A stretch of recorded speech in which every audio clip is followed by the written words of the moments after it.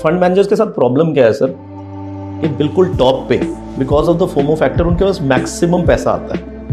अगर उस पैसे को तुम ये बोल दोगे कि मैंने इस पैसे को कैश में रखना है, तो सामने वाला बोलेगा छोड़ मैं किसी और के पास जाता हूँ। तो उस टाइम पे पैसा डिप्लॉय करना एक कंपल्शन हो जाती है, because fund makes money through deploying people's wealth. एक बार नहीं, 2 बार नहीं, 3 बार आपने ऐसा किया? सर 2021, चलो हमने वैसे हिस्टोरिकली अपने लिए तो और भी ज़्यादा बार किया है, बट अगर हम 2021 की बात करें, 2021 में 9 सितंबर 2021 को हम सब माल बेच गए थे। उसके बाद हमारे बेचे भाव से मार्केट अराउंड 16-17% हमारे स्टॉक्स में जो हमारा पोर्टफोलियो हम होल्ड करते थे उसमें और पड़े। पेन था थोड़ा सा, दैट्स ओके। उसके बाद वही पोर्टफोलियो अराउंड 30% करेक्ट करा, तो हमें हमारे बेचे भाव से हमें सिर्फ 10% या 15% नीचे मिला। But the point is not that, the point is कि अगर मैं किसी भी वैल्यू से 30% फॉल होता हूँ तो नीचे आके जो मेरी साइकोलॉजी है वो बहुत डेंट हो जाती है। This is how I am personally made. The pain of losing that money मेरे से बर्दाश्त नहीं होता, तो मुझे ऐसा लगता है कि नहीं, मैं अपने क्लाइंट्स के लिए भी मुझे कॉल लेनी चाहिए। क्योंकि हमारे जो दर्शक सुन रहे होंगे ना, कहेंगे यार अब इस समय क्या, ये बताओ करंट पोजीशन, यानी अब हम जिस समय बातचीत कर रहे हैं उस समय आपने क्या बाइंग शुरू कर दी है या कितनी करी है, नहीं करी है, इस समय क्या सिचुएशन है? सर मैंने 28 जनवरी को बाइंग शुरू करी थी। 28 जनवरी को? हाँ ओके ठीक है। 28 जनवरी को अराउंड 25% पोर्टफोलियो लिया था। उसके बाद 5% 1-2 और लिए, और कल परसों और तरसों में हमने 100% ले लिया। 100%? जी, invested as of yesterday, which is fully invested. 18th of February we are fully invested. 18 फरवरी को इन्वेस्टेड, फुल्ली इन्वेस्टेड है इक्विटी में। क्यों? सर देखिए, जो पोर्टफोलियो लेना चाहते थे वो 30 से 35% नीचे मिल रहा है। हिस्टोरिकल मार्कर सारे बोल रहे हैं कि we are in a comfort zone. Fear जो मुझे सबसे अच्छी चीज़ लगती है इन्वेस्टमेंट करने के लिए, वो एट मैक्स है। पहली चीज़ ये थी सर जो हमें उससे समझ आई कि आपको कुछ भी करके मार्केट में कैपिटल इरोजन नहीं करना है। मुझे आज भी वो आदमी याद है बीएससी में, वंडरफुल इन्वेस्टर। जैसे उन्होंने मुझे सिखाया कि डिफरेंट कंपनीज, वो चाय बेचते हैं आज की डेट में, ठीक है, कॉन्फिडेंस खत्म हो चुका है उनका मार्केट में। हाँ, क्यों? क्योंकि या तो उन्होंने अपने बताया नहीं, उन्होंने या तो अपने पैसे उड़ाए या दूसरों के पैसे उड़ा दिए, तो इन्वेस्टर कॉन्फिडेंस खत्म हो गया। So it's not only about money, it is about the confidence also. सो यहाँ से कैपिटल प्रोटेक्शन की एक्सट्रीम इंपॉर्टेंस मुझे समझ आई। It's okay to let go the last money, but आपको कहीं ना कहीं अपनी कैपिटल प्रोटेक्शन जरूर रखनी है। अगर आपसे ये कहा जाए कि मार्केट को टाइम किया जा सकता है, तो आप कहेंगे ये बिल्कुल हो ही नहीं सकता, ये गलत है, मार्केट को कोई टाइम नहीं कर सकता। लेकिन मैं आपसे ये कहूँ कि मार्केट को 1 बार नहीं, 2 बार नहीं, 3 बार टाइम किया जा सकता है। तब आप ये नहीं कह सकते कि ये एक तुक्का था। लेकिन आज ऐसे शख्स से आपकी मैं मुलाकात कराऊंगा जिन्होंने ऐसा किया है। अब इसको आप लेटेंट स्पिरिट में समझने की कोशिश करिएगा कि इसका मतलब क्या होता है। क्योंकि कोई ऐसा हो सकता है क्या जो 100% कैश कॉल ले ले सितंबर अक्टूबर में, जब मार्केट पीक कर रहा था 27 सितंबर के आसपास? क्यों किया उन्होंने ऐसा, और इसके पीछे क्या इंडिकेटर्स उन्होंने देखे जो इतनी बड़ी कॉल, जो रेयरली शायद किसी ने ली हो, मेरी जानकारी में तो कोई फंड मैनेजर नहीं है जिसने 100% कैश कॉल ली हो।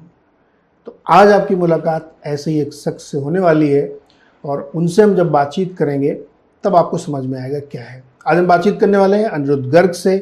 इन्वेस्टसेट चलाते हैं, लुधियाना से मुंबई तक का एक सफ़र तय किया है। और जब मैंने, अनिरुद्ध बहुत बहुत स्वागत है आपका इस खास शो में, जब मैंने आपके बारे में सुना पढ़ा तो मुझे लगा ऐसा कैसे हो सकता है कि कोई आदमी 100% कैश कॉल ले। बड़े बड़े फंड मैनेजर से मैंने बात की है, कई पॉडकास्ट कर चुका हूँ, बात रोज़ होती है, कोई किसी ने भी 100% कैश कॉल नहीं ली थी, लेकिन आपने ली। तो आपने मुझे क्यों ली कैश कॉल, पहले यहाँ से समझाइए, फिर हम धीरे धीरे और इसको डीप समझेंगे। और टाइम मशीन में बैठिए और पीछे चलिए सितंबर 2024 में। उस समय आपकी सोच क्या थी? सर देखिए, इसका आंसर मैं आपके लफ्ज़ों से ही दे देता हूँ कि मैंने ये कैश कॉल इसलिए ली क्योंकि मैं फंड मैनेजर अभी बहुत रिसेंटली बना हूँ। I have been an investor first. तो ये जो एक इन्वेस्टर साइकोलॉजी है, जिसमें मैं शुरू से ये सोचता था कि मार्केट में दो ही चीज़ों को आपने स्पॉट करना है। फर्स्ट ऑफ ऑल इरेशनल एक्सूबरेंस, चाहे ऊपर चाहे नीचे, और वैल्यूएशंस। जब इनका दोनों का मिश्रण कहीं भी चाहे ऊपर चाहे नीचे खराब हो जाता है, वहां जाके आपको मार्केट के अगेंस्ट एक डिसीजन लेना ज़रूरी हो जाता है। अब ऊपर क्या था कि वैल्यूएशंस बिल्कुल सपोर्टिव नहीं थी ग्रोथ के साथ, और एक्सपेक्टेशंस जो थी इन्वेस्टर्स की, जिस हिसाब से हमारे पास पैसा आ रहा था, जिस हिसाब से लोग पैसा लगा रहे थे मार्केट में, इट वाज वेरी क्लियर कि एक एक्सूबरेंस चल रही है। तो वहाँ से मार्केट में पैसा कमाना बहुत मुश्किल हो जाता है। अगर कुछ लास्ट के 10-15-20% आ भी जाएं तो उसके लिए जो रिस्क रिवॉर्ड रेशियो है वो बहुत ज़्यादा चेंज हो जाती है। फॉर एग्जांपल मैं आपको बोलता हूँ, आपने 100 रुपये से 2022 शुरू किया, आपने उसको 250-300 वॉट एवर कर लिया, हमारी 192% की रिटर्न थी। अगर आपने उसको 300 पे ले गए फॉर एग्जांपल, अब यहाँ से अगर 35% का फॉल आ गया तो मेरे 100 रुपये उड़ जाएंगे, मैं 200 पे वापस आ जाऊँगा। ये मेरे लिए उस टाइम पे बर्दाश्त करना मुश्किल हो जाएगा, and I will not be able to take a rational decision when the bottom is being made. Negative side अगर मैंने छोड़ दिया तो आखिरी अगर उसके बाद 15-20% पैसे पड़ भी गए, it's okay. I always feel the pain of losing money in the market is far greater than the Joy of making money. तो जो भी आपको पैसा आ गया, आपको ये लगता है कि यार ये तो मेरी नेटवर्थ है, आप अपना लाइफस्टाइल, अपना सोशल माइंड, अपना सोचना, उठना, बैठना, सोना, सब उस हिसाब से शुरू कर देते हैं कि यार अब मैं इतने का आदमी हूँ। सो कहीं ना कहीं कैपिटल प्रेजर्वेशन पे ध्यान ज़रूर देना चाहिए। और जो आप कह रहे हैं कि और कोई फंड मैनेजर नहीं देखा, मेरे ख्याल से सिर्फ इसीलिए क्योंकि इसमें फंड मैनेजमेंट आ गई। जब फंड मैनेजर्स के साथ प्रॉब्लम क्या है सर, कि बिल्कुल टॉप पे because of the FOMO factor उनके पास मैक्सिमम पैसा आता है। अगर उस पैसे को तुम ये बोल दोगे कि मैंने इस पैसे को कैश में रखना है, तो सामने वाला बोलेगा छोड़, मैं किसी और के पास जाता हूँ।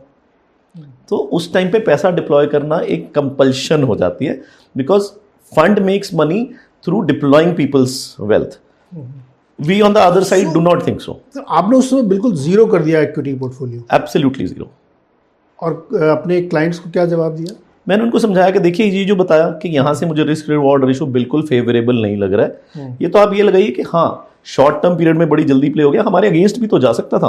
करेक्ट। हाँ, इट्स ओके, बट मैं एक भारी बाजार में से निकल रहा हूँ ना, it's okay. I don't want to make money through gamble, I want to make money when the valuations are right, और जहाँ से मुझे कम से कम ये दिखे कि यहाँ से 50% निफ्टी में एप्रिसिएशन हो सकती है, उस टाइम पे मैं मार्केट में वापस आना चाहता हूँ। जैसे मैंने भी कहा कि ये तुक्का नहीं था।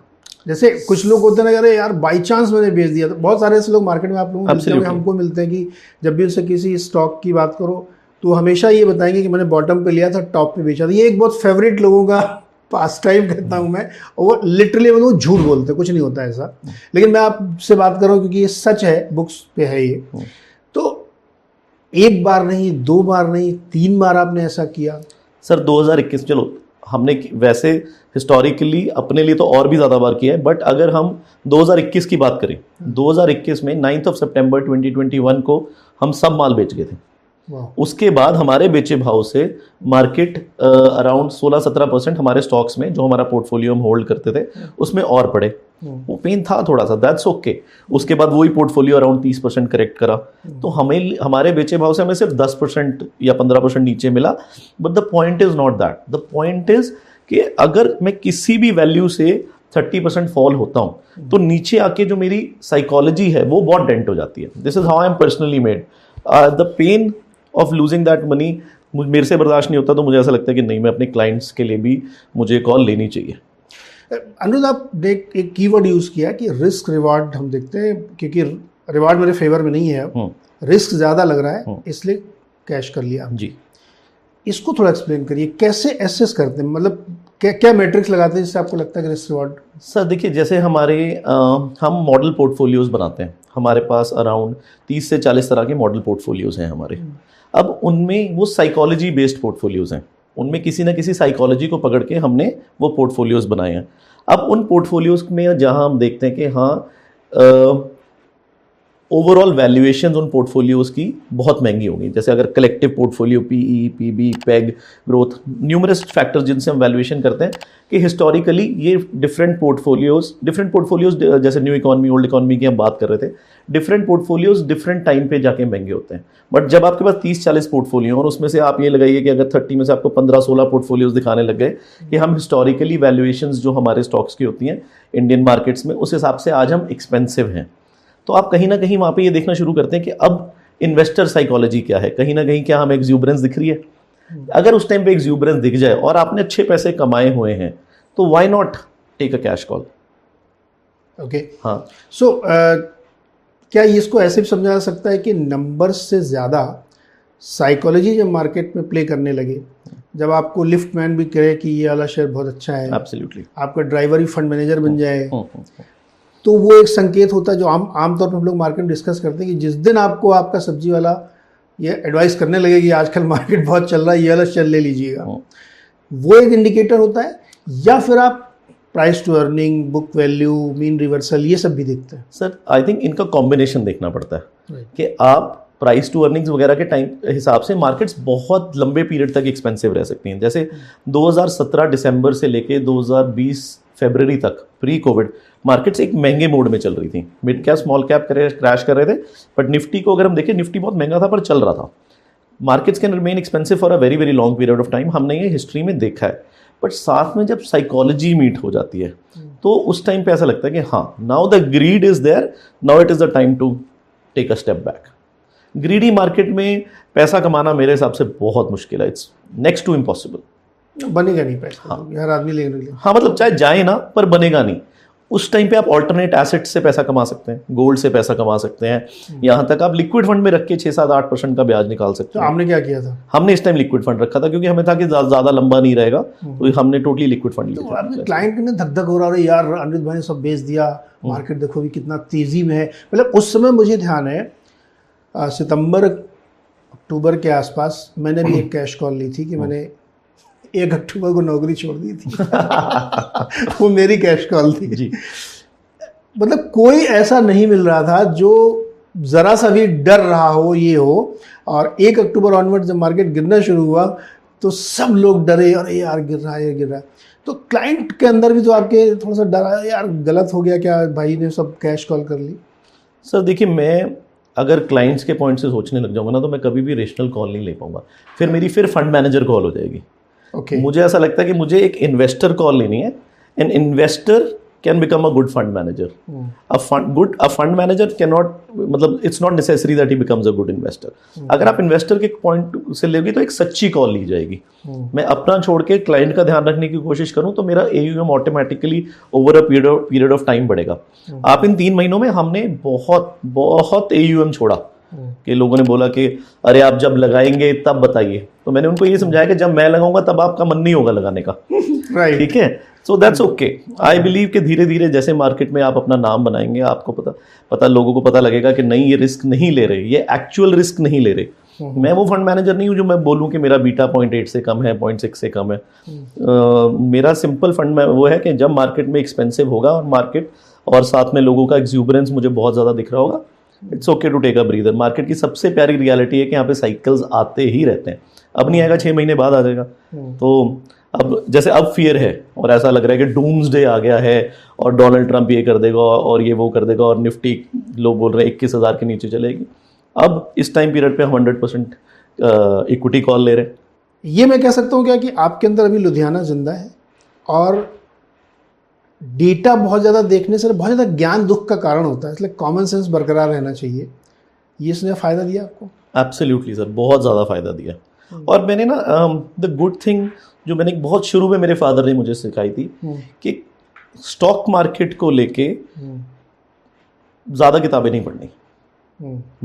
जो भी लर्न करेंगे अपने एक्सपीरियंस से लर्न करेंगे, अपनी ठोकरें खा के करेंगे, वरना जो हमारी साइकोलॉजी है वो बिल्कुल आम साइकोलॉजी हो जाएगी and you will start thinking like other people are crowded trade. हाँ, क्राउडेड ट्रेड। तो मैं बर्ड्स आई व्यू से देखता हूँ कि अल्टीमेटली 100% कैश कॉल लेने की कोई सोचता ही नहीं। आप सोचेंगे तब आप कर पाएंगे ना, वो सोच में ही नहीं है। तो ये आप कह सकते हो कि लुधियाना बिल्कुल जिंदा, और इसको मैं जिंदा रखना चाहता हूँ। होना भी चाहिए एब्सोल्युटली, क्योंकि जो कन्वेंशनल नॉलेज है ना, उसी को लोग थोड़ा सा पैकेजिंग करके किताब लिख देते हैं, बट एक्चुअल में तो वही है जो एक आपके फादर साहब ने जो वही एक दोहा सुनाया होगा या एक मसल सुनाई होगी, उसी को एक्सपेंड करके लोग किताब लिख देते हैं। लोग मेरे से पूछते हैं कि आपका कॉन्ट क्या है। मैं कहता हूँ हमारा कॉन्ट कुछ नहीं है, हमारा कॉन्ट सिर्फ और सिर्फ जो हमारे एक्सपीरियंसेस हैं। आपको लाइफ में डिफरेंट एक्सपीरियंस होते हैं, बट लाइफ में आप वो सारे एक्सपीरियंस को इकट्ठा याद कैसे रखें, उसके लिए आपको कॉन्ट की ज़रूरत पड़ती है।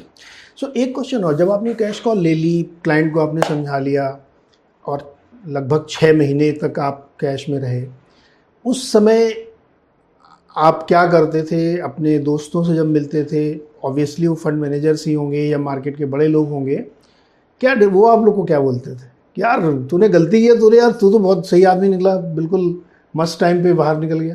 सर मैं आपको सच बात बताऊं, मैं स्टॉक मार्केट के लोगों से जब मिलता हूं, मैं बस कंपनीज डिस्कस करता हूं, वरना मैं इतना इंटरेस्टेड नहीं हूँ स्टॉक मार्केट लोगों से मिलने में। मुझे ऐसा लगता है कि मेरी मार्केट बस शाम को 6 बजे तक 7 बजे तक जो मैंने काम करना है, I like to spend time with my family after that. उसका शट डाउन? हाँ, उसके बाद शट डाउन। तो उसका करते क्या है? पिक्चर देखते हैं?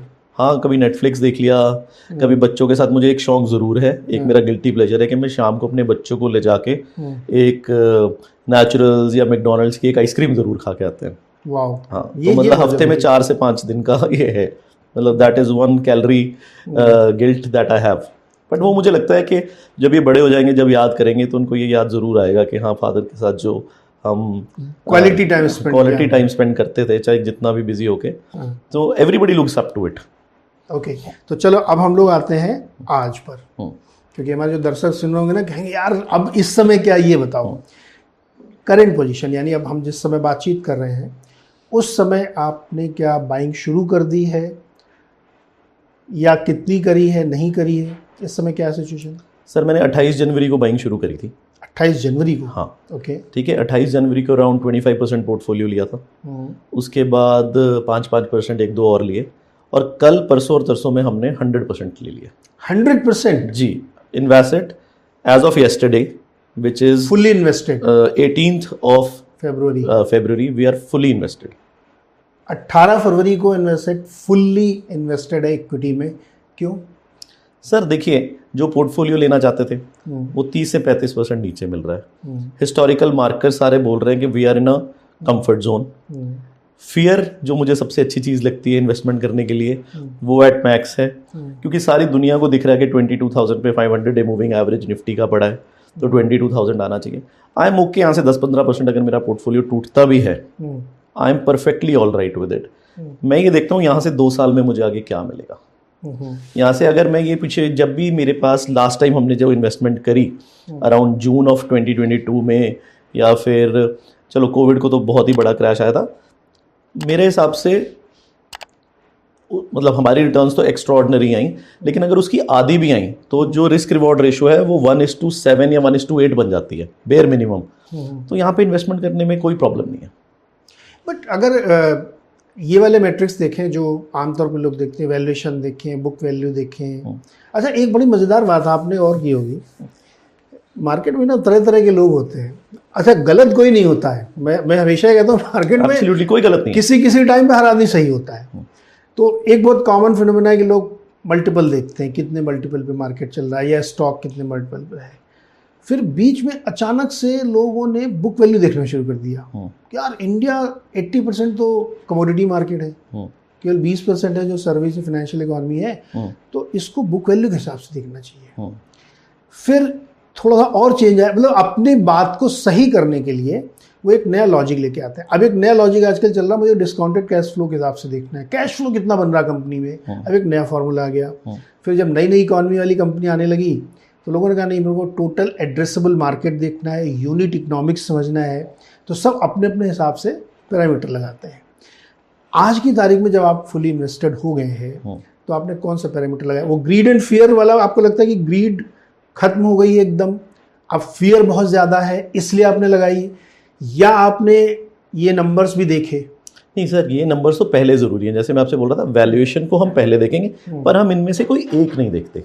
ओके। जब हम ये अपना सिस्टम बना रहे थे या जब मैं अपने खुद के फंड्स इन्वेस्ट करता था, अब 2008 में, आप तो मार्केट में 2004 से CNBC के साथ थे, तो 2004 से जो 8 वाला पीरियड था, एक्चुअली रीसेंसी बायस बहुत होता है ना, तो उसमें क्या बोलते थे कि 25 मल्टीपल पे बेचिए, 18 के नीचे लगाइए और 12 के नीचे तो अपना घर बेच के भी लगाइए। राइट।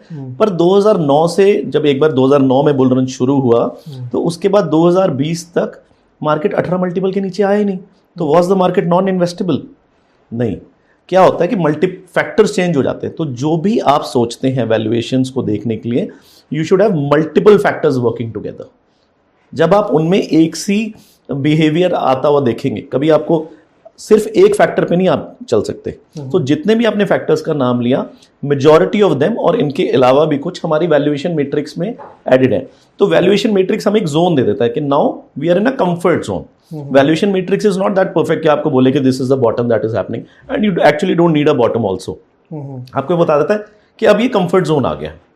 ठीक है, कुछ कंपनीज की आपकी जो लेना चाहते हैं उनकी अर्निंग्स बढ़ गई, साथ में अगर आप लेना चाहते हैं कि 35-40% 50% स्टॉक करेक्ट हो गया, तो आपको एक कंफर्ट मिल जाता है। ठीक है, तो हम ये देखते हैं कि एक बार कंफर्ट मिल गया, अब फियर साथ में, and fear can be quantified. I am very very sure of that. Fear को आप क्वांटिफाई कर सकते हैं। वो एक कौन सा मैट्रिक्स है जो आपको सबसे ज़्यादा अपील करता है कि यार ये वाला मेरे हिसाब से फिट होना चाहिए, तभी मैं कोई कॉल लूंगा, बाकी भी देखूंगा मैं, लेकिन वो नंबर 1 मैट्रिक्स क्या है जो आपको लगता है कि ये परफेक्ट होना चाहिए? आई थिंक इसको, जैसे मैं आपको बता रहा था कि मॉडल पोर्टफोलियो अप्रोच से मैं ज़्यादा दिखता हूँ। अगर मेरे पास 30 से 40 मॉडल पोर्टफोलियोज हैं, जब उसमें से मेजॉरिटी ये बोलते हैं कि हाँ हम इतना, जब भी हमारे में इतना करेक्शन आता है तो हम बाय जोन में चले जाते हैं स्टॉक, तो मेरा नंबर वो 30% का है कि जब मेजॉरिटी ऑफ मेरे मॉडल पोर्टफोलियोज 30% से ज़्यादा करेक्ट कर जाएं, तो एक बार उनमें कहीं ना कहीं एक बॉटम लग जाता है। Until unless it's a beer market. Beer market में भी लग जाता है, लेकिन कहीं ना कहीं आप वो जो है, अगेन अगर बियर मार्केट चल रही है तो वो निकल जाएगा, लेकिन कहीं ना कहीं मैं ये सोचता हूँ कि मेरे मॉडल पोर्टफोलियोज में जब सबसे ज़्यादा वेटेज जो है मैं अपने मॉडल पोर्टफोलियोज को देता हूँ, क्योंकि वो साइकोलॉजी बेस्ड पोर्टफोलियोज हैं। बहुत सारी डिफरेंट साइकोलॉजीज के आप ये लगाइए कि मार्केट में 5-7 जो इन्वेस्टमेंट स्टाइल्स हैं, वैल्यू, ग्रोथ, क्वालिटी, इन सब पे मैंने मॉडल पोर्टफोलियोज बनाए हुए हैं। और जब उनमें करेक्शन आती है और जब मुझे दिखता है कि हाँ अब ये एक पर्टिकुलर लेवल के नीचे आ गया, जैसे मैंने आपसे 30% बोला, फिर कहीं ना कहीं आप ये देखते हैं कि जो लास्ट लेग होती है बुल रन की, उसमें जितनी भी एडिशन हुई होती है, जितने भी पैसा बना होता है, वो सारा डिप्लीट हो जाता है। तो कहीं ना कहीं वहाँ पे एक पोर्टफोलियोज में आपको वैल्यू दिखने लग जाती है।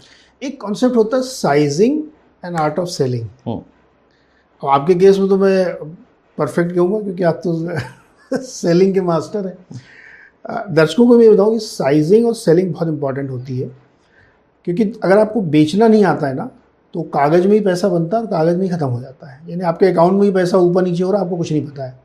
तो हम लोग अभी ऑफ कैम चैट कर रहे थे कि जितना अंदर हमारे पास आ गया ना वही हमारा है, पेपर में बनी तो ऊपर नीचे हो रही थी। तो आर्ट ऑफ सेलिंग बहुत इंपॉर्टेंट है। बहुत रेयर लोग ऐसे होंगे जो ये नंबर्स पे तय नहीं होता कि आप कब सेल करेंगे, ये आपके दिल से तय होता है कि नहीं मेरे को इतने पे अब सेल करना है।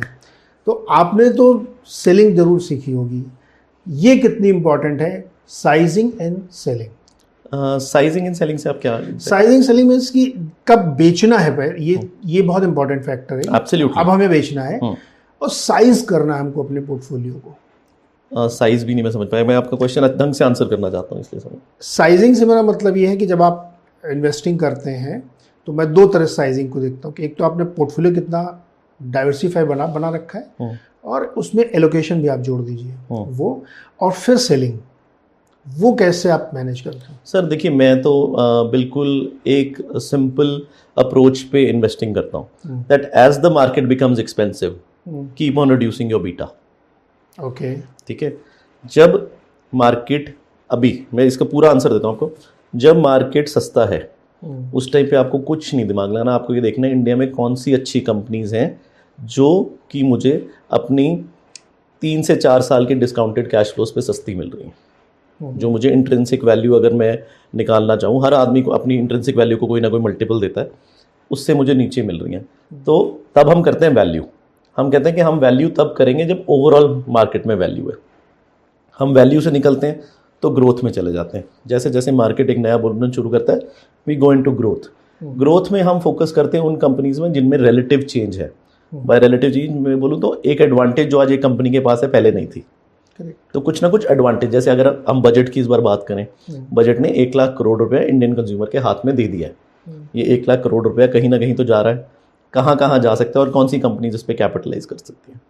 थर्ड हम आते हैं क्वालिटी पे। जब मार्केट महंगा हो जाता है हम उन कंपनियों में जाते हैं कि अगर बियर रन में भी फंस गए तो भी हमें बिल्कुल अपने पोर्टफोलियो पे शक नहीं होगा, कैपिटल प्रोटेक्शन तो रहेगा ही रहेगा। हाँ, मतलब अगर आपके पास HDFC बैंक पड़ा है और आप बियर रन में भी चले गए तो आप कहोगे यार इंडिया का बेस्ट बैंक पड़ा है, नॉट अ प्रॉब्लम। ठीक है, मैं डरूंगा नहीं नीचे आके। मैं नहीं कहूँगा कि मुझे एग्जिट करना है मार्केट से, या मेरा इन्वेस्टर भी नहीं डरेगा। अगर मुझे फोन आएगा कि अरे बहुत डर लग रहा है मार्केट में, तो मैं बोलूँगा कि HDFC बैंक खत्म हो जाएगा तो अपन भी खत्म हो जाएंगे, क्या फर्क है।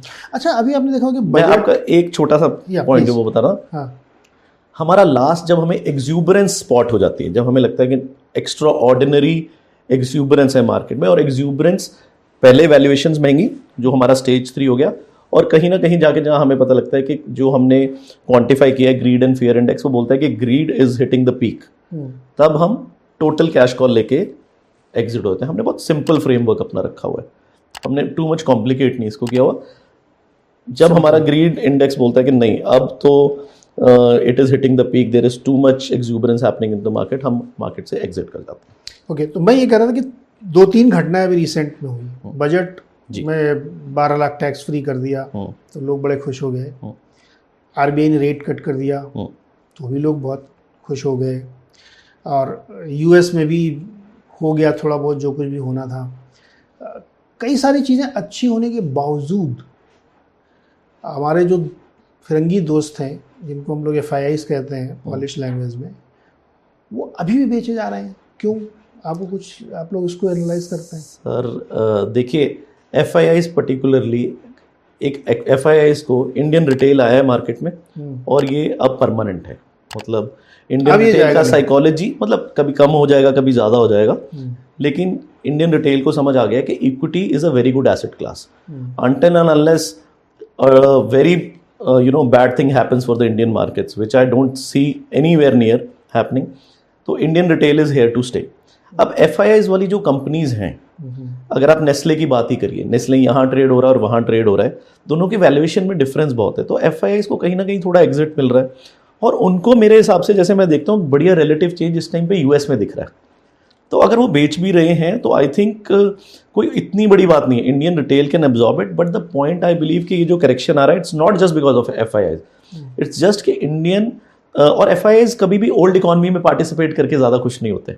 अगर आप उनकी होल्डिंग देखेंगे तो वो क्वालिटी होल्डिंग में वो करते हैं। क्वालिटी पहले से इंडिया में बहुत महंगी है, और ये वाला जितना भी रन था 2022 से लेके 2024 सितंबर अक्टूबर तक, it was an old economy run, primarily led by capex, railways, defense, infrastructure, power, and then other old economy companies like capital good companies.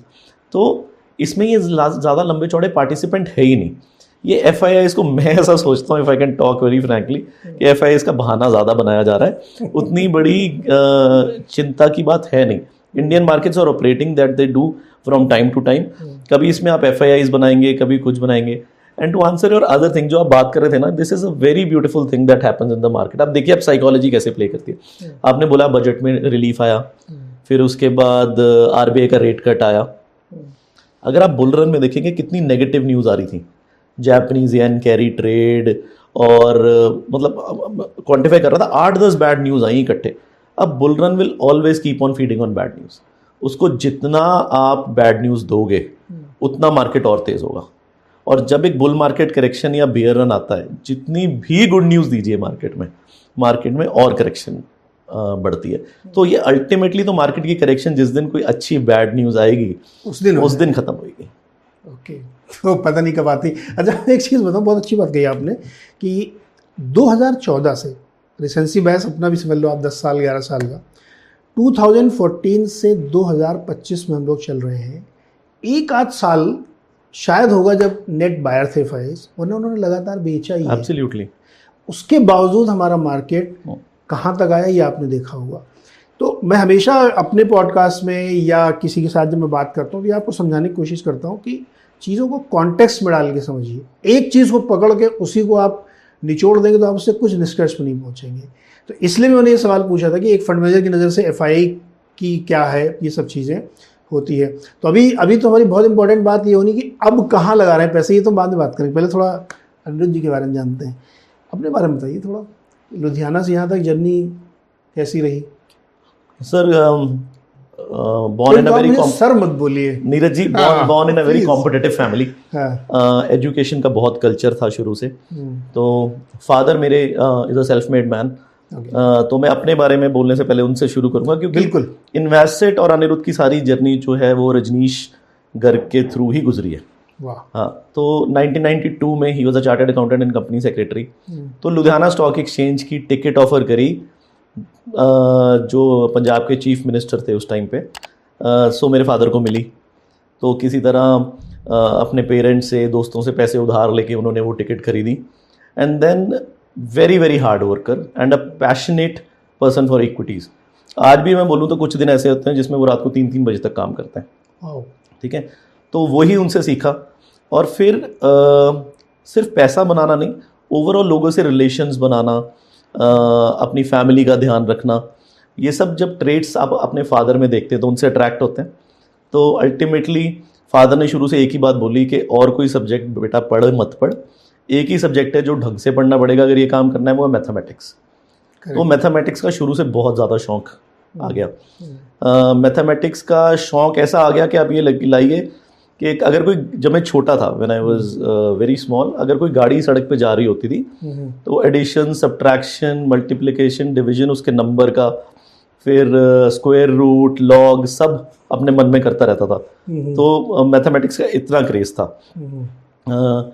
मतलब उसके बाद हम कॉमर्स, मैं नॉन मेडिकल करना चाहता था, पर फादर को किसी ने बोला कि अगर ये नॉन मेडिकल कर लेगा तो यूएस चला जाएगा, तो तुम तो सिखा नहीं पाओगे। तो फादर ने कहा इतना मार्केट में पैसे दे दे के ज्ञान बटोरा है, तो अगर इनको नहीं सिखाएंगे तो फिर क्या। तो फिर मुझे कॉमर्स करना पड़ा।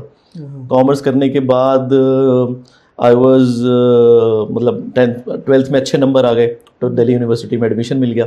दिल्ली यूनिवर्सिटी में जो एडमिशन मिला, शहीद Sukhdev college of business studies, उसने मेरा फ्यूचर चेंज कर दिया। उस ग्रेजुएशन लेवल पे ऐसा कोर्स जो शहीद सुखदेव कॉलेज का है, उस टाइप पे उसको BBS बोलते थे, bachelor of business studies. Excel जो उन्होंने मुझे सिखाया, जो प्रोग्रामिंग लैंग्वेजेस से उन्होंने मुझे इंट्रोड्यूस किया, उसमें 6 सेमेस्टर होते थे रेदर देन बीकॉम। बीकॉम में जैसे आपके साल के होते हैं, उसमें 6 सेमेस्टर से। और अगर आप एक भी सेमेस्टर में फेल होते हैं तो आपको फिर से सब, you have to do the entire thing again. Supply वाला कॉन्सेप्ट नहीं था। तो बड़ा कॉम्पिटिटिव कोर्स था। इकोनॉमिक्स भी वो पढ़ा देते थे, MA इकोनॉमिक्स लेवल की। तो एक कंप्लीट कोर्स 3 साल उन्होंने हमें ढंग से समझाया। तो एक अच्छा फ्रेंड्स जो वहाँ से बने, हाईली इंटेलिजेंट लोग थे। तो एक अच्छी कंपनी में हम वहाँ से आ गए। उसके बाद 1 साल गए ICMA सेंटर UK, वहाँ पे इन्वेस्टमेंट इन ये मास्टर्स इन इन्वेस्टमेंट मैनेजमेंट करी। वहाँ पे जाके कुछ इतना नहीं सीखा मैं बोलूँ तो। मतलब आप ये कह सकते हैं कि वो थोड़ा सा 3 साल की ज़्यादा मेहनत के बाद एक ब्रेक ही था। वापस आए तो जैसे मैं आपको बता रहा था कि बैलेंस शीट स्टडी कर रहे थे, तो फादर ने बोल दिया कि शादी भी हो चुकी थी। वापस आए तो शादी हो गई। तो फादर ने बोला कि बैलेंस शीट क्या स्टडी कर रहे हो, तुम्हें नहीं समझ आएगी। तो लगा अरे यार आप चार्टर्ड अकाउंटेंट हो तो हम नहीं। सो मैंने अपनी वाइफ को, आई स्टिल रिमेंबर, मैं ऑफिस से निकला थोड़ा सा दुखी होके। आई कॉल्ड माई वाइफ कि भाई 4-5 साल के लिए छोड़ सकते हो मुझे। शी इज लाइक व्हाट, क्या बोल रहे हो? तो मैंने बोला कि यार फादर ने ऐसे बोला, मुझे भी चार्टर्ड अकाउंटेंसी करनी है। सो उसके बाद चार्टर्ड अकाउंटेंसी करी। तो नंबर्स का शौक था, अकाउंटेंसी का शौक था शुरू से। बैलेंस शीट्स के साथ शुरू से ही बड़ा अच्छा लगता था पढ़ के बैलेंस शीट्स के, हाँ चल क्या रहा है। खुद की मैं बैलेंस शीट बनाता था जो पापा हमें पैसे देते थे। सो अल्टीमेटली ये एजुकेशन जर्नी रही। पर सबसे अच्छी जर्नी जो मेरी रही वो थी मेरी स्टॉक मार्केट की जर्नी। स्टॉक मार्केट 2006 में आए। 2006 में आए, मैं आपको बताता हूँ, ये बड़ी बढ़िया बात है। तो हमारे जो प्रोफेसर थे वहाँ पे UK में, he was a Nobel laureate. तो वो हमें समझाते थे कि इंडियन मार्केट में एक्सेसेस हो रही हैं। और हम ये सोचते थे कि अरे यार ये मतलब लिटरली इनका टाइम निकल चुका है। तो हमारे देश से जेलस हो रहे हैं क्योंकि उस टाइम इंडिया शाइनिंग था और मैं उस टाइम पे ट्रेडिंग भी करता होता था। तो मेरे हॉस्टल में जो वहाँ पे मेरा हॉस्टल था उसकी बड़ी स्क्रीन लगी हुई थी, एक 40 इंच की, ठीक है, और बहुत अच्छा पैसा बन रहा था 2008 में। मतलब उस टाइम पे BTST में बड़ा अच्छा पैसा बन रहा था और हमें ऐसा लगता था कि BTST हमने ही निकाल लिया। ठीक है, बिल्कुल। हाँ, तो रोज काम करते थे, लोग हैरान थे कि यार ये लड़का रोज के 5-10 लाख रुपए कैसे बना लेता है। तो उसके बाद 2008 आया जी, निपट गया सब। लेकिन वो 2008 में एक बड़ा अच्छा सर लर्निंग दी कि बॉस ऐसे काम नहीं चलेगा, you have to think in a different way. और उसने बॉम्बे के दरवाजे खोले मेरे लिए। राइट। हाँ, 2009 में मैं मुंबई आया। मैंने एक म्यूचुअल फंड के साथ यहाँ पे अपना ट्रेनिंग करी, पर मुझे ज़्यादा वहाँ पे कुछ काम करके मज़ा नहीं आया, बिकॉज मैं ये देखता था कि 6 महीने लगा के मैंने एक कंपनी पे रिसर्च करी, in and out. Swaraj engine की मैं रिसर्च रिपोर्ट बनाई थी और मुझे एक एक कंपोनेंट पता था कि इंजन में why Swaraj is better than the others और किर्लोस्कर क्या कर रहा है, और एक एक चीज़ फुल डिटेल्ड स्टडी। और जिस दिन मुझे बाय रिपोर्ट बनाने के लिए दिया गया उस दिन पता लगा कि म्यूचुअल फंड खुद तो ये स्टॉक्स बेच रहा है। तो यार मुझे बड़ा दुख हुआ कि यार ये कल्चर में हम सर्वाइव नहीं कर सकते। बट अच्छी चीज़ हुई वहाँ पे, एक बहुत अच्छी, कि ग्रुप ऑफ इंडिविजुअल्स बड़े अच्छे मिले, फ्रेंड्स बड़े अच्छे मिले, जो कि हमारी तरह ही सोचते थे कि हमें रियल वेल्थ क्रिएट करनी है और कोई भी मार्केटिंग गिमिक नहीं करना। तो हमने कहा यार लोगों को समझते हैं। हमने एक, क्योंकि आए तो थोड़ी वेल्दी फैमिली से थे, कुछ पीछे बेस था, तो वहाँ काम करते करते हमने एक अपनी कंपनी बना के उनमें कुछ लोग एम्प्लॉय किए।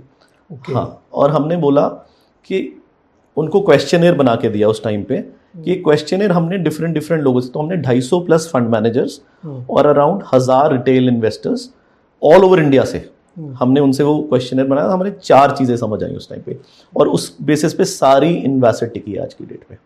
वाह। पहली चीज़ ये थी सर जो हमें उससे समझ आई कि आपको कुछ भी करके मार्केट में कैपिटल इरोजन नहीं करना है। मुझे आज भी वो आदमी याद है BSc में, वंडरफुल इन्वेस्टर। जैसे उन्होंने मुझे सिखाया कि डिफरेंट कंपनीज, वो चाय बेचते हैं आज की डेट में, ठीक है, कॉन्फिडेंस खत्म हो चुका है उनका मार्केट में। हाँ, क्यों? क्योंकि या तो उन्होंने अपने बताया नहीं, उन्होंने या तो अपने पैसे उड़ाए या दूसरों के पैसे उड़ा दिए, तो इन्वेस्टर कॉन्फिडेंस खत्म हो गया। So it's not only about money, it is about the confidence also. सो यहाँ से कैपिटल प्रोटेक्शन की एक्सट्रीम इंपॉर्टेंस मुझे समझ आई। Right. It's okay to let go the last money, but आपको कहीं ना कहीं अपनी कैपिटल प्रोटेक्शन जरूर रखनी है। हाँ, हर हालत में बड़े नुकसान से बचना है, लार्ज लॉस नहीं करना है, बेसिकली पिच पे रहना है। पिच पे रहना। हाँ, चाहे आप कितने भी मेड इन ओवर निकालिए, पिच पे रहना। फिर कैपिटल एप्रिसिएशन की। कैपिटल एप्रिसिएशन को मैं कैसे देखता हूं कि अगर आप 3 साल के टाइम पीरियड पे अगर आप बेंचमार्क इंडेक्स को बीट नहीं कर पा रहे तो आपकी साइकोलॉजी को आपको रीविजिट करने की, आपकी स्ट्रैटेजी को आपको रीविजिट करने की जरूरत है। बिल्कुल। Does not mean that you are a bad investor. जो एक्स्ट्राऑर्डिनरी PMS मैनेजर्स थे जिनको पिछले 2-3 साल में रिटर्न्स नहीं आई, वो आज भी एक्स्ट्राऑर्डिनरी ही हैं। ये तो टाइम पीरियड्स हैं मार्केट्स के, टाइम पीरियड्स हैं मार्केट्स पे कि हाँ ये एक ओल्ड इकोनॉमी रन शुरू हुआ तो नहीं आया, but over the long period of time I am very sure they will perform. But everybody needs to, I think as a fund manager, वहाँ से मुझे ये समझ आया कि मुझे एक स्ट्रैटेजी ऐसी चाहिए जो हर मार्केट सिनेरियो में परफॉर्म करे, और मेरी जो एक्सपेक्टेशंस हैं और जो मेरी क्लाइंट की एक्सपेक्टेशंस है, मेरी साइकोलॉजी और क्लाइंट की साइकोलॉजी मीट होनी बहुत ज़्यादा ज़रूरी है। तो मैं यही अपने क्लाइंट्स को एक्सप्लेन करता रहता हूँ कि आप मेरी साइकोलॉजी समझिए, अगर आपको लगता है कि आप मेरी साइकोलॉजी के साथ अपनी साइकोलॉजी अलाइन कर सकते हैं, then you be an investor with us, otherwise not. Perfect. हम लोग इसको हमेशा कहते हैं अनिरुद्ध भाई मार्केट में कि आपको सर्वाइव करना है मार्केट में, पैसा बन जाएगा। एब्सोल्युटली। आप जैसे आपने कहा पिच नहीं छोड़नी है, तो जब मार्केट सर्वाइवल का मतलब होता है कि लार्ज लॉस नहीं करना है। आपको लग रहा है कि यहाँ पे लॉस हो सकता है, इमीडिएटली एग्जिट करिए उसमें से। कोई प्यार मोहब्बत नहीं किसी कंपनी से, शादी नहीं कर रखी उससे आपने, तुरंत तलाक दे दीजिए। बिल्कुल। लार्ज लॉस मत करिए और सर्वाइव करिए आप, खाली पैसा आपका बनेगा। मार्केट का ये रूल है, तो पिच तो छोड़ने का नहीं है। गेम्स, अच्छा हाँ, अभी तीसरा चौथा बाकी वो बहुत इम्पोर्टेंट। हाँ। आई थिंक जो सबसे, और इन्वेस्टमेंट शुरू किस लिए किया गया, सर मैं जब मुंबई आता था एज एन इन्वेस्टर, आप time to time fund managers आपके फ्रेंड्स से आप मिलने आते हो, तो मैं एक्सट्रीम बायस देखता था यहाँ पे। और तो अभी भी है? अभी भी है। बायस बहुत मुश्किल है जाने कि आप ये बोलते हैं अरे public sector is for owning. मुझे एक बहुत मेरे फ्रेंड और एक एक्स्ट्राऑर्डिनरी फंड मैनेजर ने बोला, Aniruddh you have so many public sector companies in your portfolio, owning a public sector is a crime boss. Crime boss, yes. And 6 months before the end of the public sector run, they launched an old economy fund जिसमें holding सबसे ज़्यादा public sector की थी। तो या तो आप market पे टाइम पे डिसीजन ले लीजिए, बायस मत क्रिएट करिए, वरना आपके इन्वेस्टर्स और मार्केट आपको कंपेल कर देंगे रॉन्ग टाइम पे वो डिसीजन लेने के लिए। तो कहीं ना कहीं bias removal is very very important. Invest is totally bias free. मुझे जहाँ रिलेटिव चेंज दिखेगा मैं वहाँ पे इन्वेस्ट करूँगा, मुझे बायस नहीं रखना है। And fourth was tech. अगर आप डेटा को नहीं क्रंच करेंगे तो आप उतने बेटर इन्वेस्टर नहीं बन पाएंगे। When tech comes together it simplifies data for you. आपको एक नंबर पे नहीं रहना है, और एक नंबर पे आप तभी नहीं रह पाएंगे कि अगर आपके पास प्रॉपर क्वालिटी टेक होगी जो आपको समराइज करके दे रही है कि बॉस इतना सारा डेटा आपने हमें दिया, ये निष्कर्ष निकल रहा है इसका। करेक्ट। हाँ, so your mind working to analyze all the factors versus tech working to analyze those factors and giving the end result to you, it is much better. तो हम लोग एक चीज़ और तरीके से कहते हैं कि अगर अपने आप को आप मार्केट में बनाए रखते हैं, जैसे अभी 4 चीज़ें जो बताई अनिरुद्ध ने, बहुत इंपॉर्टेंट है। बायस नहीं रखना है आपको कि यही स्टॉक अच्छा है, यही ख़राब है, और सस्टेन करना है, तो फिर आपका पैसा इसमें बनेगा। राइट। तो ये फार्मूला बहुत ही बढ़िया आपने बताया। गेम्स वगैरह कुछ पसंद है? सर अभी तो नहीं खेलता, बट पिछले 4 साल से जब से इन्वेस्ट को सेट कर रहा था तब से थोड़ा सा कम है। उससे पहले स्क्वॉश, और I was an avid runner. मैंने मैराथॉन्स, कंप्लीट मैराथॉन्स 3-4 की हुई हैं, सिंगापुर मैराथन करी है। बट अब मैं सोच रहा हूँ कि वापस कहीं ना कहीं थोड़ा सा उस पर फोकस करा जाए, और I have enrolled for the Vancouver Marathon in May. अरे वाह, देखा, जो लोग दौड़ते हैं ना, और जो स्प्रिंट वाले होते हैं वो जल्दी थक जाते हैं। लंबी रेस दूर तक दौड़ना, इसलिए मैं कहता हूँ मार्केट में बने रहो आप खाली। जब आप मैराथन कर रहे होते हैं ना, एक टाइम ऐसा आता है कि आपके माइंड में कुछ नहीं रहता, या आप जब गेम स्क्वॉश खेल रहे हो उस टाइम पे आपका माइंड बिल्कुल फ्री हो जाता है। तो उस गेम को खेलने की या कहीं ना कहीं ऐसी चीज़ें करने की आपको बहुत, मतलब आपके माइंड को एक डिटॉक्स मिलता है, इट बिकम्स कम्प्लीटली फ्री।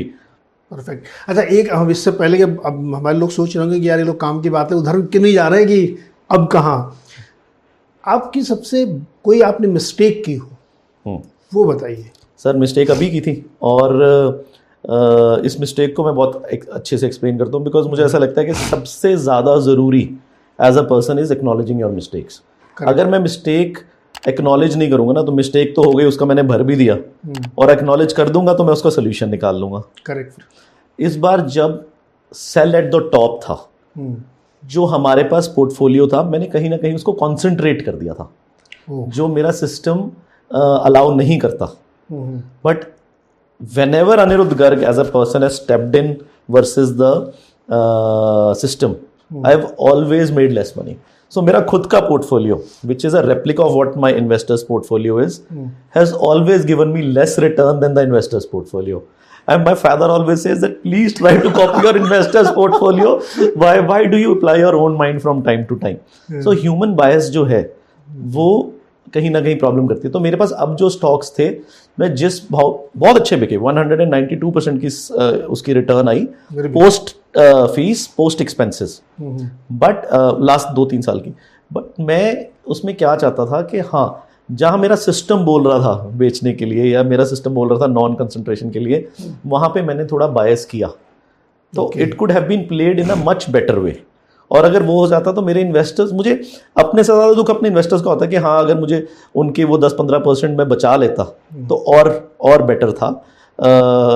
हाँ, लेकिन अब इसका यही वो है कि जैसे अब लेने की बात है, सो अगर कहीं मन करता है कि नहीं यार 22,000 निफ्टी हो सकती है, 500 डे आप पे आ सकती है, पर अगर मेरे overall systems multi factor model है जो वो बोल रहा है कि नहीं, it's okay to invest and the risk reward ratio is okay, I am not letting fear affect me at all. So 2 या 3 साल 4 साल जो भी आपका नजरिया होता है उसके हिसाब से अब आपने फुल्ली इन्वेस्ट कर दिया है। जी। 27 जनवरी आपने बताया, 28 से शुरू किया था 28 और से कल शुरू खत्म किया था और कल यानी 18 को 18 फरवरी को 100% इन्वेस्टेड है। तो मैं स्टॉक तो पूछता नहीं हूं किसी से, तो किस तरह की थीम्स पे, लार्ज कैप, मिड कैप या कोई खास सेक्टर, क्या कहाँ इन्वेस्ट किया आपने? सर अराउंड अगर हम मार्केट कैपिटलाइजेशन से बात करें तो अराउंड 40 to 50% लार्ज कैप है, अराउंड 3 से 1% मिड कैप है और 20-1% स्मॉल कैप तो मतलब टॉप से 100-200 के बीच में ही? हाँ टॉप 100 या 200 स्टॉक्स के बीच में ही रहते हैं आप? नहीं ऐसा बिल्कुल ज़रूरी नहीं है, नीचे भी जा सकते हाँ 500 तक चले जाते हैं। हाँ मुझे लिक्विडिटी कंसर्न्स नहीं चाहिए अपने स्टॉक्स में बिल्कुल भी, तो मैं एसएमई नहीं लेता। हाँ एसएमई तो खैर नहीं, बहुत लोग लेते हैं, मैं नहीं लेता एसएमई क्योंकि मुझे लिक्विडिटी के कंसर्न्स रहते हैं और मुझे लगता है इधर भी तो इतनी कंपनीज है, उधर ही जाके क्यों आपने उधर से क्यों निकालना है, एसएमई में से क्यों निकालना है। तो एसएमई को तो मैं तो फॉरेन लोकेशन ही मानता हूँ, आप इसको बायस समझ लीजिए, पर हाँ अभी हम उस पर रिसर्च कर रहे हैं, अभी उतनी अच्छी तरह हम कर नहीं पाए। तो 500 तक चले जाते हैं। अगर हम क्या खरीद रहे हैं की बात करें तो मुझे इस टाइम पे फार्मास्यूटिकल्स ठीक लगता है। मुझे लगता है कि फार्मास्यूटिकल्स के लिए बिग रिलेटिव चेंज आ रहा है। अल्टीमेट ट्रम्प साहब तो रोज धमकी दे रहे हैं कि टैरिफ लगा देंगे, टैरिफ लगा देंगे। सर वो जैसे हम बात कर रहे थे, it is just a political stunt. लगा दे टैरिफ, लगेगा भी tariff, that's all right, but ultimately ये फार्मा कंपनीज को, अगर इंडियन फार्मा कंपनीज नहीं करेंगी तो कौन सी फार्मा कंपनीज करेंगी? There is no substitute to, if you have to create a strong substitute to China in terms of pharmaceuticals, especially where health is concerned, I think India is the only way forward. Pharma में कर रहे हैं, pharma में कर रहे हैं। फिर आपको कैपिटल गुड्स की जो लीडर्स, अच्छी कंपनीज हैं जिनके रिजल्ट्स अच्छे आ रहे हैं, वो आपको नीचे मिल रही हैं। और इंडिया में एक एक्स्ट्रॉर्डनरी ट्रांसफॉर्मेशन हो रहा है इस टाइम पे, जो ये न्यू एज कंपनीज आ रही हैं, तो उनमें आपको रिटेल में कुछ कंपनीज हम खरीद रहे हैं जो न्यू एज हैं। अब लुधियाना में मैं बात करूं तो ये जो टाटा ग्रुप की ट्रेंड है, लुधियाना जैसे शहर में 5 स्टोर खोले और भरे रहते हैं। फास्ट फैशन, हाँ fast fashion, affordable fashion is very very good. तो इंडियन कंज्यूमर की एस्पिरेशंस चेंज हो रही हैं, तो lot of consumer companies we have got, specially the new age consumer, not the staples and all, वो नहीं। तो हम ग्रोथ देख रहे हैं इसमें कि अगले 2 साल के लिए कहाँ कहाँ से ग्रोथ आ सकती है। कुछ ये फास्ट फैशन में बहुत कंपटीशन बढ़ रहा है, ये कोई चिंता सर इंडिया में कंजम्पशन भी बहुत ज़्यादा है। मतलब आप ये देखिए कि आप कंपटीशन बढ़ रहा है, पर आप कहीं भी जाके देखिए आपको फुल मिलेगा। तो आई एग्री, हाँ हमें तो ये देखना है कि उस कंपनी की जो ग्रोथ है वो किस हिसाब से आएगी। आई थिंक कंपनीज की जो ये ग्रोथ है, जो रिटेल वाले हैं, इनकी ठीक ही आएगी। ओके, फार्मा हो गया, हाँ न्यू एज वाली कंपनी हुई, कंजम्पशन वाली, हाँ जी, और कैपिटल गुड्स, जैसे मैंने आपको बताया कि कुछ कैपिटल गुड्स कंपनीज जो नीश हैं।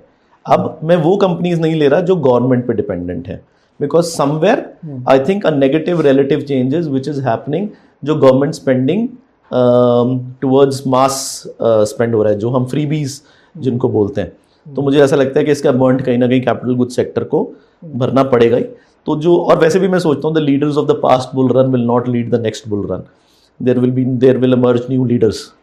तो हम वो न्यू लीडर्स को ढूंढने की कोशिश कर रहे हैं। एंड इसके अलावा डाइवर्सिफाइड है थोड़ा, कुछ एक आध कंपनी रियल एस्टेट में है जो मुझे ठीक लग रही है। फिर यही सब है सर। एक चीज मुझे 2 क्वेश्चन मेरे, एक फार्मा पे एक और सॉरी, एक बहुत मेजर चेंज जो इंडिया में आया है, biggest relative change that has happened is our Indian retail.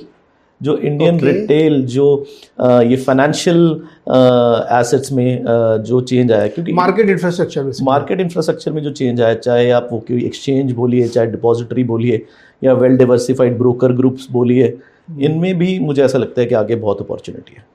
हाँ, अब तो बिल्कुल ये वाला सेक्टर बहुत ही प्रॉमिसिंग, क्योंकि अभी जो 10-15 करोड़, 15 करोड़ साइक्लिकल सेक्टर था सर पहले। हाँ, मार्केट चढ़ती थी, ये चढ़ते थे, मार्केट टूटती थी, ये टूट जाते थे। लेकिन अब रिटेल के साथ जो रिलेटिव चेंज आया है, ये सेक्टर की एक ओवरऑल री रेटिंग एक्सपेक्ट करता हूं मैं। इसको जो देखने का नजरिया है मार्केट, वो बदल रहा है, वो चेंज हो जाएगा। आई एग्री, क्योंकि हम लोगों ने पिछले 4-5 साल की अगर आप लोग जर्नी देखें तो जितनी मार्केट इंफ्रास्ट्रक्चर की कंपनीज हैं उसमें बहुत एक्सपोनेंशियल ग्रोथ हुई है। और पिछले 6 महीने के कमज़ोर बाज़ार में भी वहाँ कोई बहुत ऐसा दिक्कत नहीं है। रेगुलेटरी इश्यूज से ठीक है, कुछ एक्सपायरी बंद कर दी या कुछ कर दिया, अदरवाइज कोई बहुत बड़ा चेंज आया नहीं, रिटेल का जो सपोर्ट है वो बना हुआ है। लेकिन मैं कह रहा था कि फार्मा और जो न्यू एज वाली बात करें, इसमें मेरे दो क्वेश्चन। तो फार्मा ना बहुत बड़ा सेक्टर है, उसमें हॉस्पिटल भी मानता हूँ, हॉस्पिटल तो मैं एफएमसीजी भी मानता हूँ, फिर उसमें मेडिसिन वाली भी हैं, सीडीएमओ हैं, प्लेटफॉर्म कंपनीज हैं, जेनरिक हैं। तो इतने बड़े फार्मा सेक्टर में जिनकी डिपेंडेंसी बहुत ज़्यादा चाइना पे एपीआई के लिए है, फिर वो यूएस में बेचते हैं, तो पता लगा एक तरह तो इधर तो टैरिफ भी लग रहा है, उधर बेचना भी है, उधर भी दिक्कत है। तो फार्मा का सिलेक्शन कैसे आप करते हैं? मुझे सीडीएमओ सीएमओ ज़्यादा बेटर लगते हैं। मुझे ऐसा लगता है कि हाँ, इसमें जो जर्नी है वो अभी शुरू हुई है। तो समवेयर मैं इसको फार्मा सेक्टर को ऐसे देखता हूँ जैसे हम आज से कुछ साल पहले केमिकल सेक्टर को देखते थे, कि इसमें there is no other option than these companies to Excel.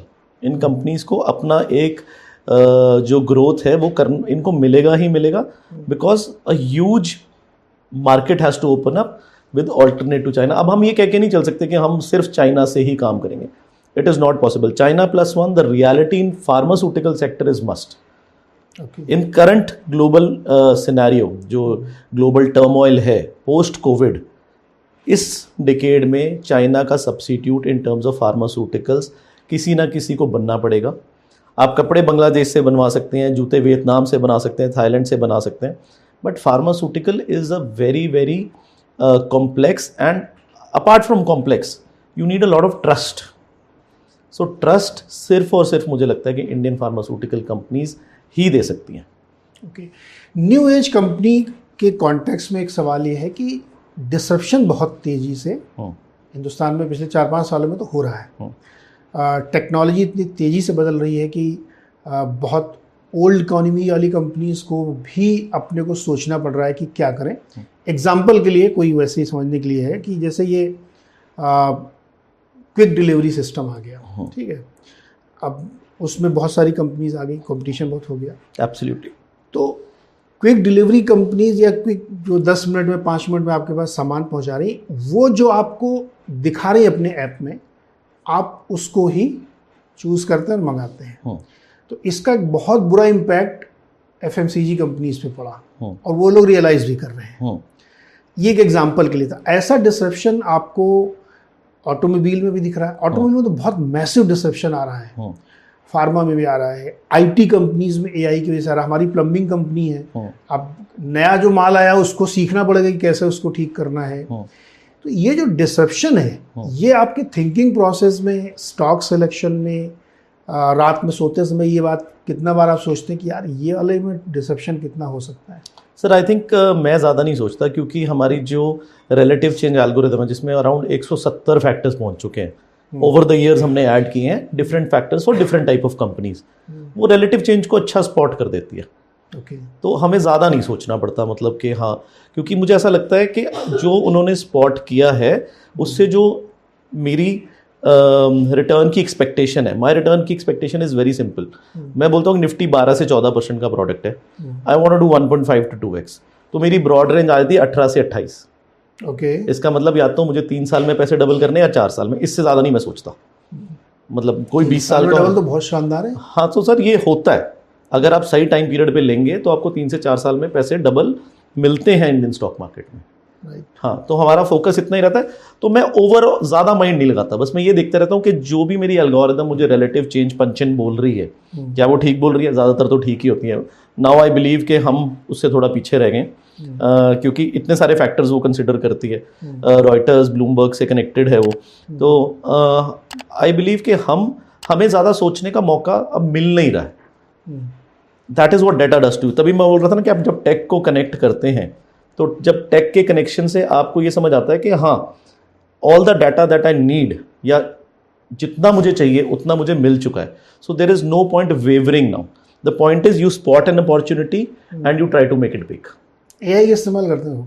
AI को अब अमेलगमेट कर रहे हैं थोड़ा थोड़ा, क्योंकि वो हमें हेल्प कर रही है। हाँ, जैसे चैट जीपीटी की एपीआई लेके, अभी तो ये लैंग्वेज एलएलएम मॉडल्स हैं, बट ये एलएलएम मॉडल्स भी कहीं हेल्प कर रहे हैं आपको। They try to make a sense for you.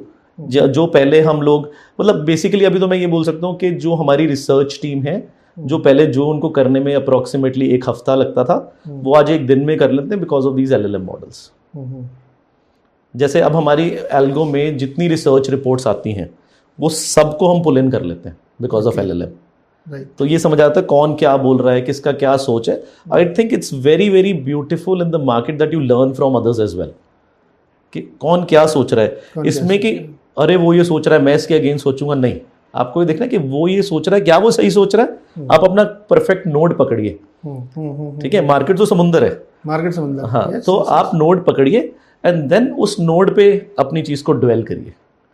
The point is जब हमें पता लगा कि government going into an election year with capex, तो कहाँ चेंज आएगा, तो ऑफ कोर्स 4 ही तो सेक्टर है, रेलवेज, डिफेंस, इंफ्रास्ट्रक्चर, पावर। अब पॉइंट है कि मुझे ये चीज़ पता लग गई है, बाकियों को भी पता, how to make it big, how to make sure that this theme becomes a 25-30% part of my portfolio, because everybody says अरे ये तो साइक्लिकल है, बजट आएगा टूट जाएंगे, correct, but they were the biggest wealth creators for 2 years। So ये relative changes को spot करना और बड़ा करना पे मैं ज़्यादा फोकस करता हूँ, rather than fighting with the algorithm कि हाँ जो आप हमें डिस्ट्रप्शन दे रहे हो या आप हमें रिलेटिव चेंज दे रहे हो ये ठीक नहीं है या मैं कुछ और सोच रहा हूँ इसके अलावा, बिकॉज मेरा घर पूरा होता है, आप ये समझिए कि अगर हम हिंदी में बोलें। एब्सोल्युटली।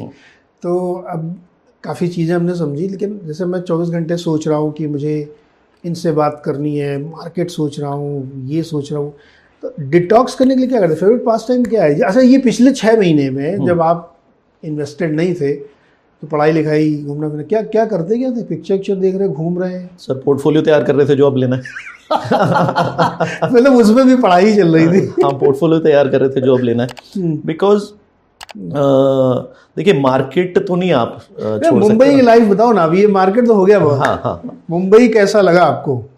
मुंबई, लुधियाना से मुंबई आई बिलीव लोग बॉम्बे के बहुत ही प्यारे हैं। आई बिलीव इंडिया में सॉरी बट ऐसा लगता है कि इंडिया में मुंबई से प्यारे लोग मिलने आपको बहुत मुश्किल है। मुझे याद है जब मैं मुंबई पहली बार आया था तो मैं अपनी गाड़ी बैक कर रहा था, तो एक भाई साहब जा रहे हैं, मेरे ख्याल से शाम को अपने काम से घर जा रहे होंगे, वो गाड़ी मेरी बैक करवाते हैं और इतने में मैं उतरता हूँ कि उनको थैंक यू बोलूँ, उतने में ही is nowhere to be seen. So that is what Mumbai is. तो मैं 2009 वगैरह में लोकल में ट्रैवल करता था जब BSc में मेरा ऑफिस था, तो वहाँ पे जो उस लोकल में मेरे दोस्त बने, जो मुझे बॉम्बे का कल्चर समझ आया, जो यहाँ पे ये दिखाया कि आप यहाँ पे 10,000 की मील भी खा सकते हो और 10 रुपये में भी खाना खा सकते हो। जो BSc के बाहर का सैंडविच कभी मिला, हाँ, जो यहाँ पे सुबह सुबह रेलवे स्टेशन पे आपके सामने फ्रूट सैलड आपको कट के मिलती थी, तो उन चीज़ों से मुझे ये समझ आया कि शहर के बेसिक्स बहुत अच्छे हैं। तो मुझे सबसे अच्छी चीज़ जो मुंबई में लगती है कि मेरे बच्चे are growing up in a very very I would say right atmosphere, जैसा एक ह्यूमन बीइंग को बनना चाहिए, वो एक कल्चर मुंबई बहुत ही आपको देता है। जब हम आए थे यहाँ पे घर ढूंढ रहे थे, तो 5 स्टार था कोई BKC में, उसमें रुके हुए थे, तो वहाँ पे लोग शाम को शॉर्ट्स में घूम रहे थे और मेरी वाइफ अमेज थी कि अरे यार शॉर्ट्स में 5 स्टार में घूम रहे हैं, दिल्ली से लुधियाना से आके आपने कल्चर कभी नहीं देखा। So this is what Bombay is, no flamboyancy and beautiful people. Infrastructure में मुझे लगता है कि आई डोंट नो ये शहर जितना इसके पास पैसा है, ये इंफ्रास्ट्रक्चर में पीछे क्यों रह गया, और एक्चुअली बहुत पीछे रह गया इंफ्रास्ट्रक्चर में। अब काम होना थोड़ा शुरू हुआ है, बट जैसे मैं बांद्रा में रहता हूँ और अगर मैं कार्टर रोड पे बोलूँ, Carter Road is a jewel of Bandra, and Bandra में इतना पैसा है, पर अगर आप कार्टर रोड पे जाएंगे तो आपको लगेगा कि it is one of the filthiest promenades. तो बस मुझे वो थोड़ा लगता है कि इंफ्रास्ट्रक्चर में बॉम्बे पीछे है, और ऑफ कोर्स जैसे हम बात कर रहे थे खाने में, आप अगर नॉर्थ इंडिया से आए तो आप नॉर्थ से आए ना, इसलिए खाने में थोड़ी प्रॉब्लम आएगी। तो मतलब लुधियाना भूल गए आप, मतलब हाँ, लुधियाना को एकदम नहीं, लुधियाना तो देखिए जो हाँ वो जो जन्मभूमि तो जो लुधियाना है वो तो है ही, पेरेंट्स हैं लुधियाना में, फ्रेंड्स हैं आपके लुधियाना में, बट हाँ बॉम्बे आपको एक अच्छा कल्चर प्रोवाइड करता है, और स्पेशली अगर आप स्टॉक मार्केट में हैं तो जो आपको टैलेंट यहाँ आप अट्रैक्ट करते हो, सबसे ज़्यादा मज़ा उनसे आता है when you are learning from your team. यहाँ का जो टैलेंट है ये एक्स्ट्रॉर्डिनरी है, क्योंकि स्टॉक मार्केट कल्चर शुरू से सीखा है, and then having the Gujarati and Marwari community also gives you know an edge in Mumbai. तो आपके कुछ दोस्त बनते हैं, जैसे अगर आप पंजाब की बात करें तो there is a little bit of flamboyancy there, कि हाँ खाया पिया निकले, मतलब not a very very generally Punjabis are very happy, easy to go and not thinking a lot, but यहाँ पे अगर आप बात करते हैं तो आपको फाइनेंशियल्स कभी ये समझाते हैं, कंपनीज को जो तोड़ना मैंने मुंबई में सीखा है वो मैंने कहीं नहीं सीखा। तो मुंबई सपनों का शहर इसलिए भी है क्योंकि यहाँ पे बहुत सिंप्लिसिटी है, बहुत प्रोफेशनल लोग हैं। और मैं 21 साल से यहाँ रह रहा हूँ, तो मैंने देखा है कि आप काली पीली टैक्सी से जा रहे हैं या आप मर्सिडीज एस क्लास से जा रहे हैं, दोनों एक दूसरे को जज नहीं करते हैं, क्योंकि आपको पता नहीं कि काली पीली टैक्सी वाला कल क्या बन जाएगा और आप क्या बन जाओगे। ये शहर की ब्यूटी है और बहुत ही शानदार लोग हैं यहाँ के। खाने पीने में हम लोग को चूँकि नॉर्थ इंडियन में थोड़ा स्पाइसी फूड कम मिलता है, लेकिन वो मैनेज कर लेते हैं हम लोग। तो इस लिहाज से अनिरुद्ध भाई मुंबई बहुत शानदार है। तो अब कहाँ एक्सपेंशन कर रहे हैं आप? सर नीरज जी, एक हमने शुरू जो हमारा बैक ऑफिस है वो आज भी लुधियाना ही रखा हुआ है। ओके, ठीक है जी। फिर हमारी एक मुंबई हो गया, अब हम गिफ्ट सिटी, बिकॉज हम गिफ्ट फंड लॉन्च कर रहे हैं, राइट, तो अहमदाबाद में है गिफ्ट सिटी में। फिर हमारा एक गुड़गांव में है, एंड लेटेस्ट जो हम एक major international first international office खोल रहे हैं वो दुबई में खोल रहे हैं। Very nice. तो एक्सपैंड भी हो रहा है इनका सेट। और मज़ेदार बात ये थी कि मैंने जैसे शुरू में कहा था कि एक बार तुक्का लग सकता है, 2 बार लग सकता है, लेकिन जब बार बार लगता है या बार बार आप कोई काम करते हैं तो उससे दिखाता है कि आप बहुत कंसीडर्ड कॉल लेते हैं, जो कि अनिरुद्ध ने ली कि हमें इस जगह पे अब बेच देना है। और वही मार्केट का टॉप भी था। 27 सितंबर आई गेस टॉप मार्केट का बना था, उसके बाद से मार्केट नीचे आया। तो बहुत मैं एक्साइटेड था कि अनिरुद्ध से बात की जाए, क्योंकि मेरी जान में कोई फंड मैनेजर नहीं था जिसने 100% कैश कॉल ली हो, और अनिरुद्ध ने ली। तो इसलिए मेरी बहुत इच्छा थी इनसे बात करें, समझें कि उस समय क्या इनके दिमाग में चल रहा था। और अब इन्होंने 100% इन्वेस्ट कर दिया है। आप दोनों परिस्थितियां आप देख लीजिए। आज भी बहुत सारे लोग कह रहे हैं कि मार्केट उनको अच्छा नहीं लग रहा है, लेकिन अनिरुद्ध को अच्छा लग रहा है। उन्होंने 100% इन्वेस्टिंग की है और 2 साल की जर्नी वो लेके कम से कम यहाँ से चलेंगे तो पैसे उसमें बनेंगे। होपफुली इस पूरी चर्चा से, इस पूरी बातचीत से आपने बहुत कुछ सीखा होगा, मार्केट के लिहाज से, लाइफ के लिहाज से, और बहुत सारी चीज़ें आपको जीवन में काम आएंगी इससे सीखने के लिए। जो कि मेरे पॉडकास्ट का मकसद ये है कि आपकी डिसीजन मेकिंग में अगर मैं 1% भी हेल्प कर सकूं तो मैं अपने इस काम को सफल मानूंगा। लास्ट क्वेश्चन एक अनिरुद्ध, सबसे फेवरेट बुक कौन सी जो आप पढ़ रहे हैं या पढ़ चुके हैं? देखिए, मेरी लाइफ में अगर आप फेवरेट की बात करेंगे, जिसमें सबसे ज़्यादा आपको मज़ा आया, आपने सीखा। देखिए मैं क्वेश्चन बहुत करता हूँ, तो मैंने I have question everything in my life, relations, I have question stock market, I have question God. मतलब बहुत क्वेश्चन किया। मतलब मैं अननेसेसरी मंत्रोच्चारण नहीं करना चाहता था। मेरे घर में पूजा का बहुत अच्छा कल्चर है। स्कूल के वो शैतान बच्चे थे क्या? मैं टीचर से बार बार सवाल पूछना? टीचर से इतने सवाल नहीं पूछता था, पापा से, फादर से बहुत सवाल पूछे मैंने। पर उससे ज़्यादा मुझे जो सबसे ज़्यादा मेरे जो आंसर किया, and my only go to now, I don't ask question anyone else except the Bhagavad Gita. जो भगवद गीता ने क्लैरिटी दी लाइफ की कि हाँ ये सब क्यों कर रहे हो, उसका एंड क्या है, how to lead life, how to you know whenever in confusion how to get out, तो वो भगवद गीता से आया। पर जैसे मैं आपको पहले भी बता रहा था कि भगवद गीता को भी मैंने क्या किया, टेक में थोड़ा सा डाला। सारे भगवद गीता के versus I got it into chat GPT, एक मॉड्यूल क्रिएट किया और अपनी साइकोलॉजी पूरी एक्सप्लेन करी कि लाइफ की जर्नी क्या रही। तो अब मैं उससे पूछता हूँ कि जब भी मुझे कोई कंफ्यूजन आती है या कोई हैप्पीनेस होती है, that how to handle this, how to handle my bad things. तो I think Bhagavad Gita is a complete book and a treasure. मतलब for everybody. I have read so many books. I like how to win friends and influence people by Dale Carnegie, the 7 habits, a lot of books, but ultimately I think all of them are inspired from the Gita. Exactly उसको पढ़ने के बाद तो फिर किसी book की literally ज़रूरत नहीं पड़ती, और तो IIMs में भी पढ़ाई जाती है। तो अल्टीमेट बुक है गीता, जिसमें हर मन के सवाल का आपको जवाब मिलता है, और अपने हिसाब से अगर आप कस्टमाइज़ कर लेते तो और इजी हो, जैसा कि अनिरुद्ध ने कर लिया। तो चलिए इसी मोड पे बातचीत खत्म करते हैं, और उम्मीद करते हैं कि आपको इसमें अच्छा लगा होगा। अगर अच्छा लगा है, शो बढ़िया लगा है, तो सब्सक्राइब करिए और दोस्तों के साथ शेयर करिए। बहुत बहुत शुक्रिया। नमस्कार।